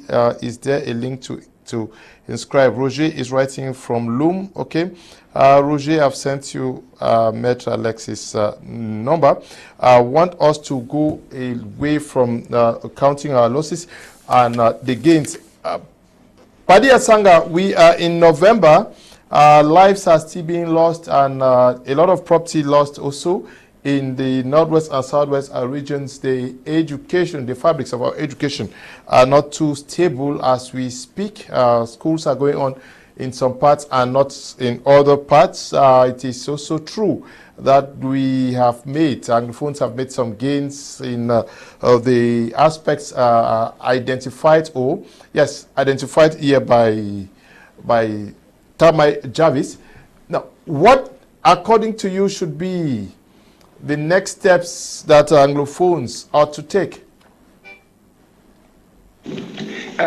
Mr. Leo, I want to first of all congratulate Jarvis. Those are the leaders of tomorrow. You know, some of us are getting to our 50s and above, and those people who are ruling us and giving us their dictates were younger than us when they took power. And when I see young people like yourself and Jarvis, I'm very, very proud. And when you want to talk about the way forward and how what Anglophones should do, this is our humble contributions. We are not inventing the wheel. And just like you people have always said, the government has said, and intellectuals, Cartesian intellectuals have always said it, dialogue is a process. And I'm happy that you have one of the custodians of the national dialogue sitting on your platform, where people are advocating to join his party. That tells you that that process, even though we are not satisfied with it, there are progress being made. But then, we are not satisfied with the content. That's why we are still in the opposition. If not, some of us would have picked up positions within the Jacobini system of Mr. Biya. We will not do that because that is not our vocation. It doesn't belong to our calling. Now, if we want to move forward to resolve the Anglophone problem and to stop the fact that Anglophones, they catch their own children who call themselves Amber and handed over to the military, and some of them are killed, burned, and even buried alive, then Anglophones should sit and evacuate that intra-Anglophone conflict that generated from the hijacking of the Anglophone general conflict. I hope you understand where I'm coming from. When that question would be evacuated, then we'll go and sit with the Jacobini system of Mr. Biya and talk about our partisan politics. You have noticed that despite the fact that I'm a fervent militant, activist, social democrat, international social democrat, a militant card, I don't talk about partisan politics, but I talk about my culture and a post-colonial identity. That's why I was there in Berlin last weekend to accompany the Fund of Thought so that we push forward that initiative to bring back Gonzo, because that is our identity. But as an Anglophone, it is a post-colonial identity that was negated to me. And if Francophones have consumed that post-colonial identity and they accept that they are okay with what they have, then we Anglophones should come and clear up that air and say, if we have, or we want to have 13 or 30 political parties, then so it be. But we have a memo that speaks for us. That is what Dr. Simon Monzo and the College of Conveners of AAC1, they call the force of argument, because everybody, any boy who has picked up gun hasn't got the mandate. And when they kill them, you don't see their parents cry. People who are sitting in the diaspora, they don't even identify themselves with them. So, if we want to move forward as far as the Anglophone crisis is concerned, I don't see it as a war, because the Anglophone crisis has been diluted with terrorism. Anglophones fighting themselves, settling score, the Bui butchers who killed the sister of Immaculate Kume, who was contributing money to Ayabacho. Then you have those who went and kidnapped priests in Manfe, those who went and kidnapped the fund of Nso, those who went and kidnapped the cardinal, those who went and kidnapped the chairman Frundi, those who went and burned, killed children. We have to face these facts. And those questions can be only evacuated by Anglophones. And that's why on the 4th of August, we sat at the Prime Minister's office, and the good thing was that only Anglophones were present there. How I wish my friend and all of you were there, so that we continued that discussion. And don't expect everybody, you will not have everybody on board, but you will deal with the coalition of the willing, to have people who want to move forward. And if you have 51%, it is representative, because that is the form of democracy that we have embraced from the white boy, and I think that's the way forward. So, the College of Conveners of the Anglophone General Conference is still alive. It is represented in the process of the national dialogue, in its continuity. When we are talking about John Gute is not my friend, because we are not from the same political opinion, but he is a traditional ruler. He's a politician, and I must talk to every politician, just like I talk to Maitre Alex Lisinge, who is getting adherents on the platform. I will tell him congratulations, and that's how life is. Okay. That's what I have learned from politics, inherited from the white boys. Now, moving forward, I think that we have to protect our cultural heritage.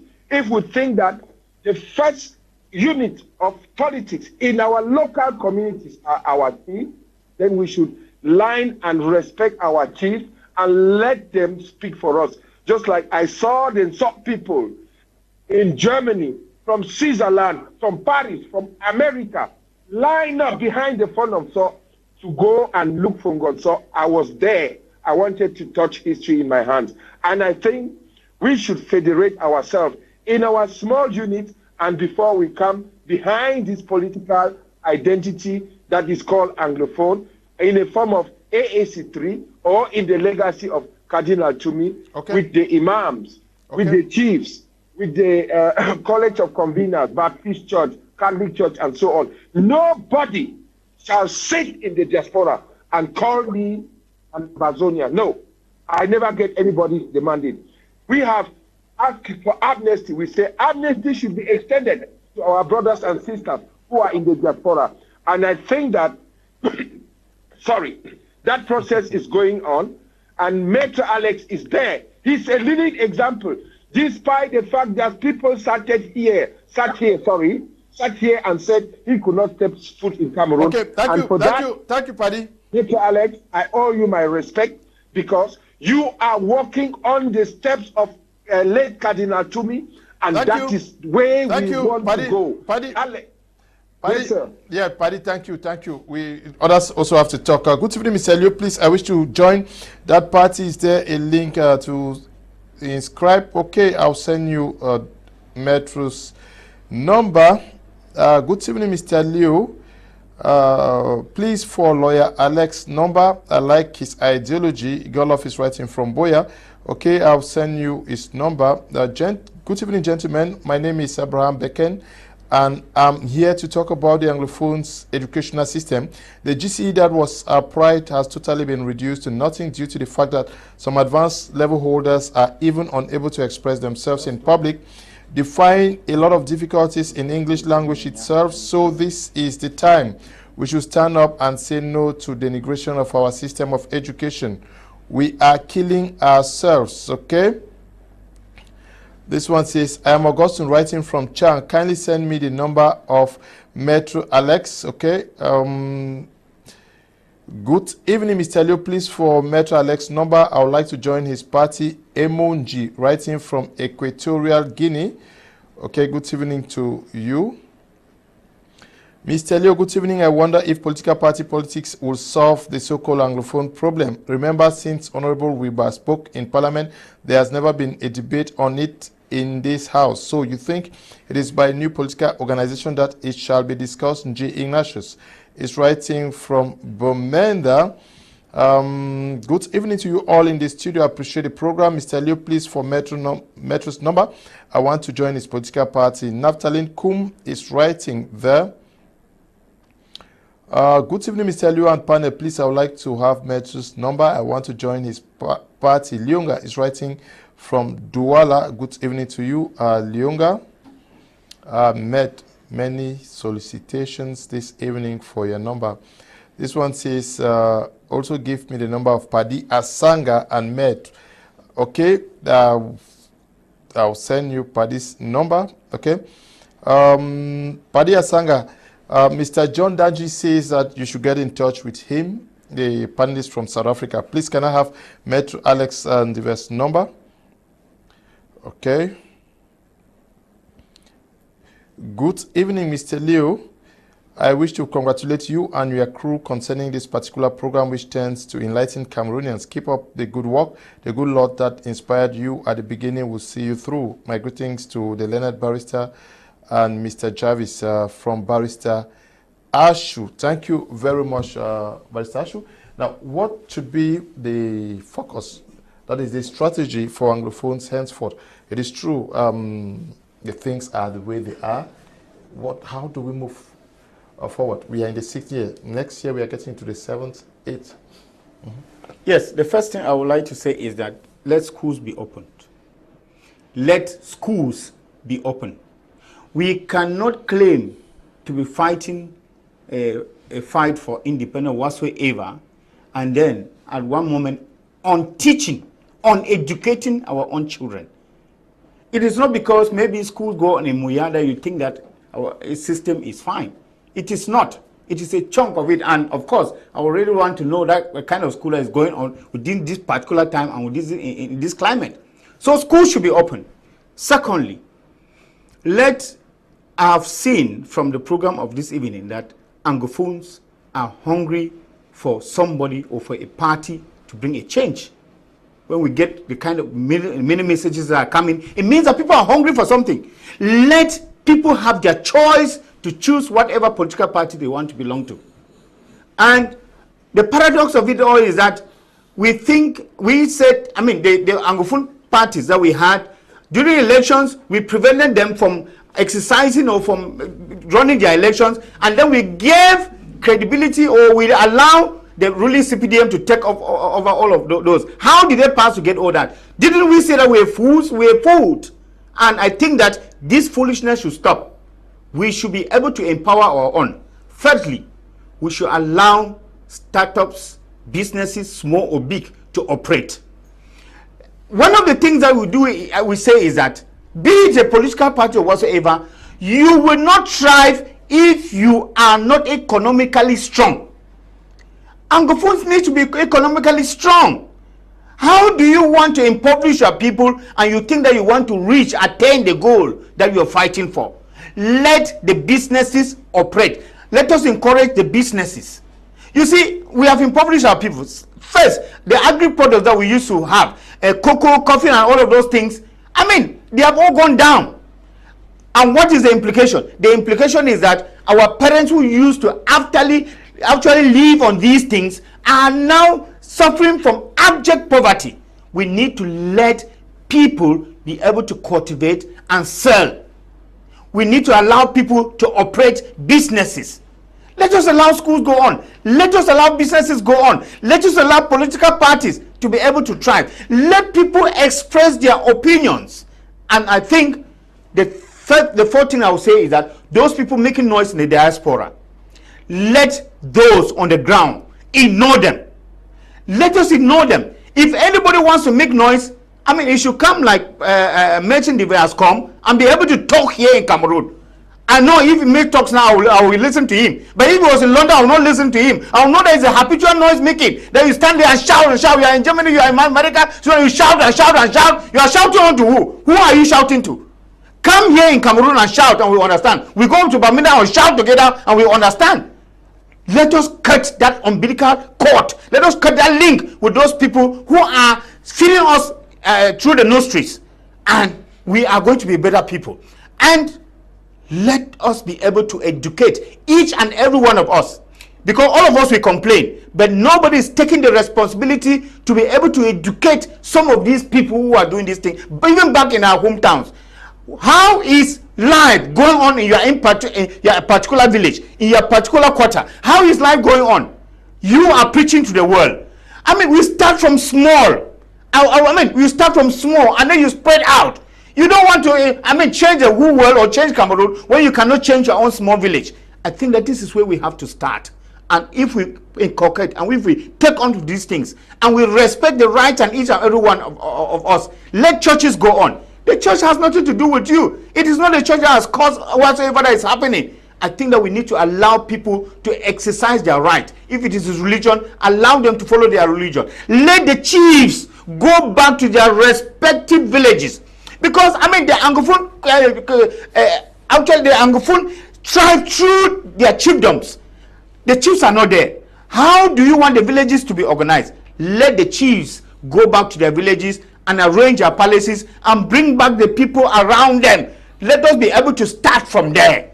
When you prevent your chiefs from coming to the village, it is a kind of bad luck that you are bringing to your own individual villages. And I think that when we do this, that our issue of ghost towns, let us allow people be able to respect or not to respect. Do you force people Do you force people? I mean, people are doing all this out of fear. If you don't threaten people, allow people to show whether they actually believe in what you are doing. And I know that if you allow people to exercise their right, you will see that we are going to abandon all of these things that we're talking about. We have lost at the individual levels, at the community level. We have lost, and there is nothing, and nobody can say that there's anything that we have gained from this. We have all lost, and let us look ahead. Good evening, Mr. Liu. This problem is prolonging because of elitist positioning syndrome amongst English-speaking Cameroonians. Sai Emil from Yaoundé, I love your program because I learn a lot every day. It's educative. Thank you very much. Good evening, Mr. Liu. I want to congratulate you for the good minds you have on your panel today. Hope you understand what I mean. I am Mola Nango, writing from Limbe. Good evening to you, Mola. Good evening, Mr. Liu. I would like to join the political party of lawyer Mr. Ndive Kingsley, watching live from Libreville in Gabon. Good evening to you, Mr. Ndive. I'll send you the number. I hope you guys get to him using WhatsApp. Is the number that starts with 066 66 0 or 22366? But is this okay? Okay. Good evening, sir. I want to join his party, please, for his number. I am Ngwa, writing from Limbe. Okay, Ngwa, I'll send you Maitre's number. Good evening, Mr. Liu. The way forward for Anglophones is very simple. Those who are fighting should stop and let's be normal like in 2014. We were better back then than now. We have lost a lot, so the best thing is to let it go and continue life the way it was before. Etor Jude is writing from Fumban. Good evening to you, Etor Jude. Good evening to you. If you wanted to invite people, don't invite those who come and provoke people, Mr. Liu. Okay, I don't know who is provoking you. Good evening to you. If okay, there are some persons who are. Good evening, Mr. Liu, and all the panelists on stage. I'm really enjoying the program. It's so amazing, and thanks for the great work. What I want to contribute is that when there is a crisis, it's instead bring more harm than good. We are all tired of this miserable crisis. Kudian Nestor is writing from Limbe. Good evening, Mr. Liu. I love your program. Now, Tamai Jarvis, the way out of the situation, where should focus be? Because many persons are saying that, oh, you guys are saying in the studio that things are not moving, but we should understand that this is war and that there is no holy war. This also accompanies war. How long should we persevere in the war situation? So to every action, there is an equal but opposite reaction. And the way out of this is based on what I read, because today everybody is praising Nelson Mandela, but people fail to mention the name Solomon Kalushi. Solomon Kalushi was a key figure in the fight against apartheid. Those who are watching us can go and Google Solomon Kalushi. Solomon Kalushi was an activist who joined a team that wanted to fight apartheid with guns, and so they were sent now out of South Africa to a neighboring country. I've forgotten, Uganda, where they went and joined the movement that was to come and fight apartheid.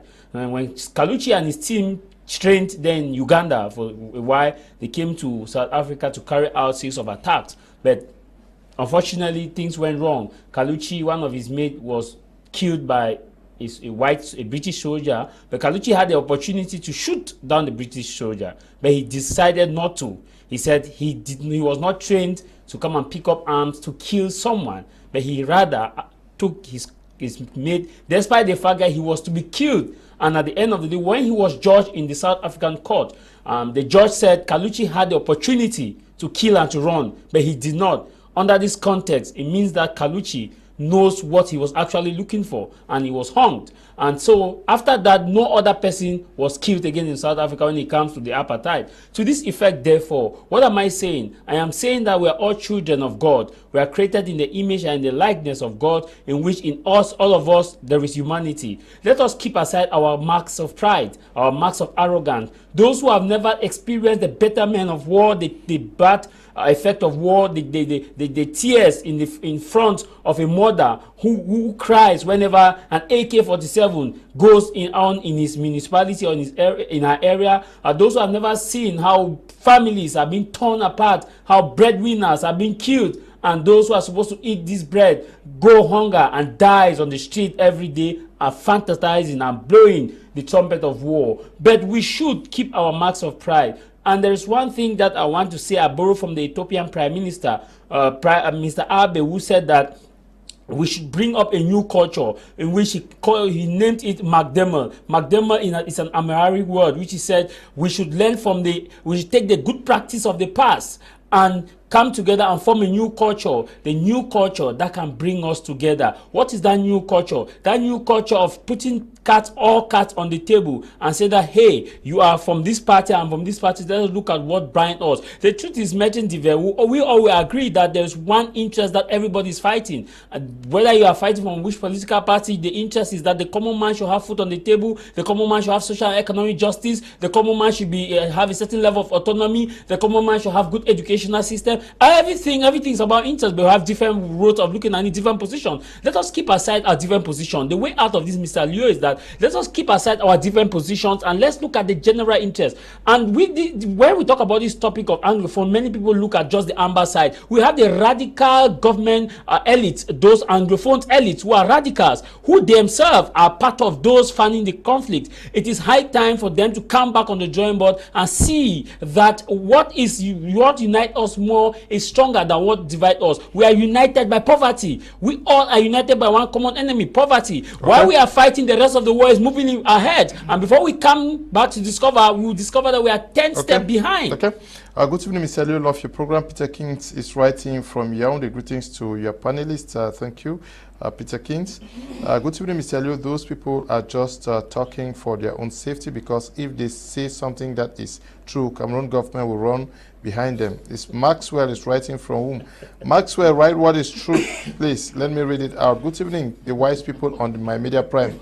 I am watching and listening keenly to every thing you say. My worries are you should please educate the both conflicting parties, that is Cameroon Armed Forces and Amber Boys, to know civilians are innocent and have no choice of any authority that emerges during war in the war zones. Okay? They should learn to know enemies and friends are free to be treated in the hospital and let their differences solved out and far away from hospitals. Abu Amatullah writing from Yaoundé, an IDP, okay? Mr. Michael just said it all. Let the chiefs go back to their villages and mobilize their people. Good evening to you. Good evening, Mr. Liu. I'm so happy to see Maitre Alex live in the studio. He's one of the fine brains in Cameroon that can liberate us from poverty. He speaks a lot of sense. I have followed his discussions severally with Mr. Lasha Kingsley during press briefing, okay? I'm Frederick writing from Yaoundé. Good evening to you, Frederick. Good evening to everyone in the studio. It is not easy for people to drop arms because they are no more fighting for independence, but for revenge and other selfish reasons. Good evening to everyone in the studio. Good evening, Mr. Liu. Please tell Cameroonians who is responsible for the closure of WADA, Marketing Board, Power Cam, Tico Soap, Cement Factory, Public Works Department, Tico Airport, Limbe Seaports, and others. Tadi Ambiance is writing from Tico. Yeah, but it's true. But companies this way now, most of them also have shut down. There's Simri and a host of so many of them have actually shut down. Good evening to you all in the program. Please tell those your panelists to respect those who are watching. Okay, I don't know how they're disrespecting you. The government of Cameroon has crippled the economy of southern Cameroon. The marketing board, the airports, their banks, etc. The Anglophone elite have really suffered the younger generation. Okay, I'm writing from Dubai. Oops, yeah. Good evening, Mr. Liu. Feverson writing from Yaoundé. The way out of this crisis is the restoration of the statehood of southern Cameroon. Either ways it comes, federation, confederation, or even independence. Only then can we know, okay, have peace. Okay, Maitre Alex, you many persons are calling on you, wanting to join the party. I don't know whether they have started writing to you already. Yes, but what is the best way out of what we are living today? The best way out to me, personally, I always say that as I say, Anglophones are not a political party. And when it comes to any election, nobody gets 100%. And when it comes to, we can sit here and be saying that, like somebody, I want everybody to go to school, I want the war to stop, but sometimes I say some people are criminals out there doing certain things. You cannot tell a criminal not to do certain things. In the whole world, they are criminals. So sometimes people have taken advantage. The Anglophone problem is genuine. It's something that is a call for concern. It's something that I'll tell you, France is still in France Afrique. We saw Mr. Macron went to install the president of Chad. It's something sometimes we should not only look at our own. I know what I want as Maitre Alex Lisinge as an Anglophone, but sometimes it's not only about us. You have to put yourself in the other person's shoes. I try to do that very much. And sometimes people are surprised when they see me and with some people who are CPDM. They say, oh, this man, I saw him sleeping in the embassy demonstrating for the people of Southern Cameroon. I was doing that for the trade union leaders who were arrested, and I believe it was wrong. Then the next minute, they saw me, he's with Ngole. They don't know Ngole is my friend since in the days of Ndive. We used to have a debate in CRTV. They think that I don't mix my political view with my friendship. I have families who are in different political parties. We don't argue politics. So we should understand that you can have differences. I've had friends with other people. And again, I believe, as doctor, you elucidated on something about that. It's not Francophone, Anglophone. I've often made them clear that it's not an Anglophone, Francophone problem. It's a political problem that maybe our political leaders, if you see what happened in Cameroon, we had political parties, the Mbiles, the Endelis, the Muna, the Fonchas. We can say, oh, it's the French party that have done what is happening in Cameroon. To me, it's not them.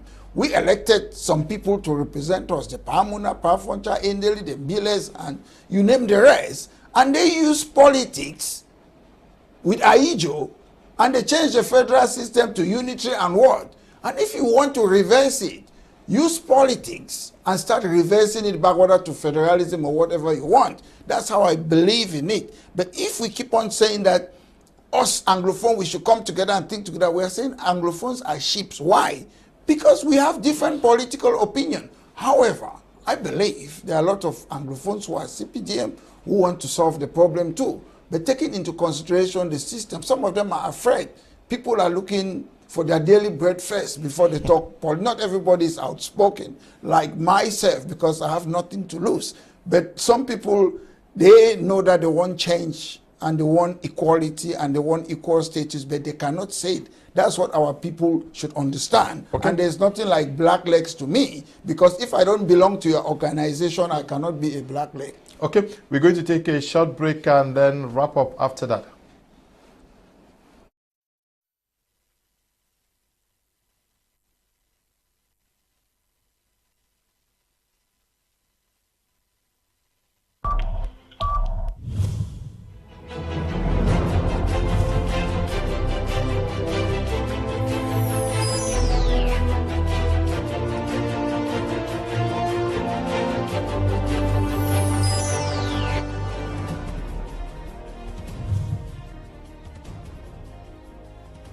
Black, it's not dark, it's bright.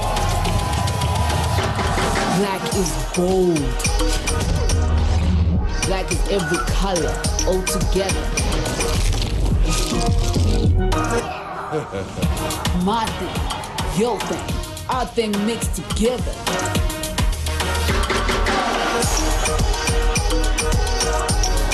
Black shines brightly, drink it in.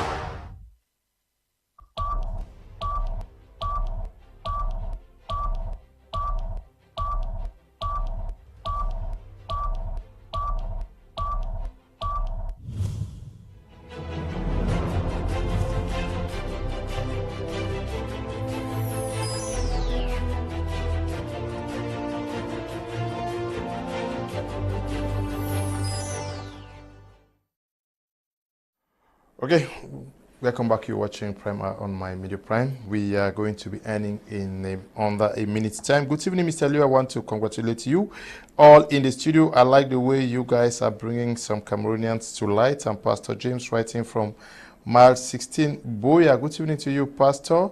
Paddy Asanga, we want to thank you for accepting our invitation to also discuss on this edition of the program. Thank you. Yes, Mr. Leo, I want to thank you and congratulate you for the selection of your panelists. I want to tell Maitre Alex to stay safe. He, like myself, is a target of these scavengers who break top boys from prison and put out the streets. And above all, anybody who thinks federalism has a place within the Social Democratic Front, the SDF, which is the mother of federalism and the mother of democracy. We'll work with other opinion leaders, work with other political parties who believe in one Cameroon under a federal system. I am the leader of the One Cameroon movement within the SDF as an Anglophone, because there are other One Cameroonians who are Francophone. So I want to congratulate everybody, and you have your place. And we have to have that debate of double nationality. It's not the debate for today, but we think that it is something that we should think about, because the constitution of Cameroon has to be respected. I am just wanting to greet my friend Maitre Alex, and I hope to meet him in Cameroon. Stay as long as you can. I will meet you there, and we'll continue the journey that we started together with His Eminence late Cardinal. Thank you very much. Alex. Thank you, Paddy. And we also want to say we are grateful to Mr. John Ndanji, Nyah, who also participated in today's edition of the program from South Africa. Thank you for coming, Dr. Michael. Thanks so much, Mr. Liu. It's a pleasure to be able to share this particular topic, which of course I say is very, very central, and it's important for us Anglophones to be able to make an assessment. Sometime when you walk and take a distance, it's good to stand and look back and see where you're coming from.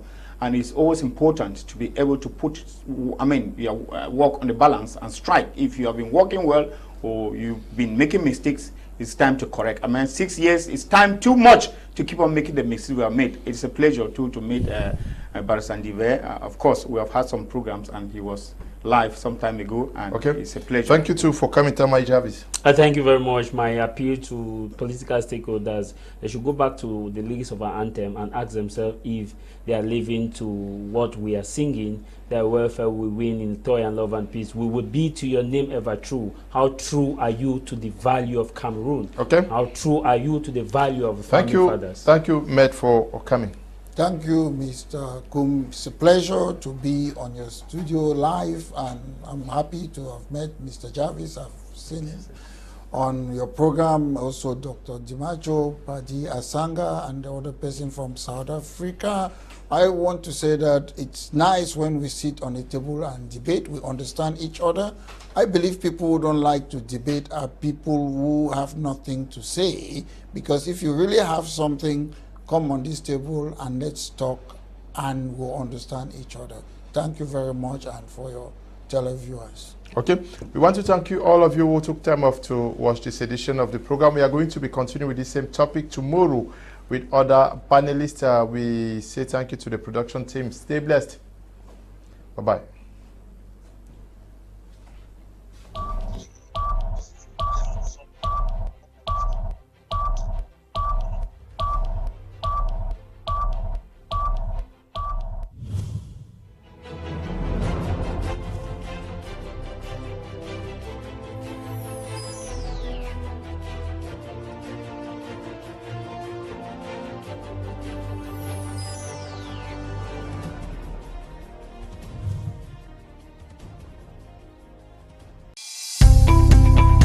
Welcome to a new world of TV broadcasting.